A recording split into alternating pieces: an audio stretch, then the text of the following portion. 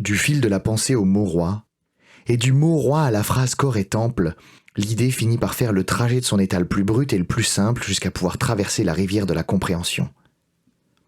En fait, l'idée chemine, depuis la tête et les bafouillements de son auteur jusqu'à l'édifice qui arrive à la rendre accessible par quiconque. Le livre. Le livre est un maître qui ne se lasse point. Le livre est un savant ignare, répétant toujours les mêmes choses. Le livre est un échappatoire, changeant le réel et sa compréhension. Le livre est fédérateur, abouti, émouvant, impressionnant. Mais par-dessus tout, le livre est un pont, un lien, un passage.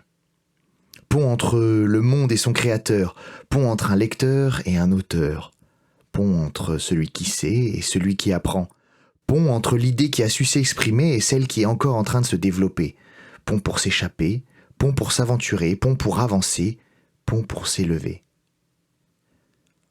Quand on y réfléchit, le pont n'est pas fait pour qu'on y reste. On n'y vit pas. On y danse, on y court, on y marche au pas, on y avance, on y bloque, on y combat. On y traverse, mais on n'y reste pas. C'est un chemin, une aventure, une passade, impossible de s'y installer, insoutenable sur le long terme d'une dissonance entre son invitation au mouvement intérieur et son immobilité inéluctable. Un livre ne change pas, les mots y sont toujours les mêmes, comme les ancrages des piles d'un pont.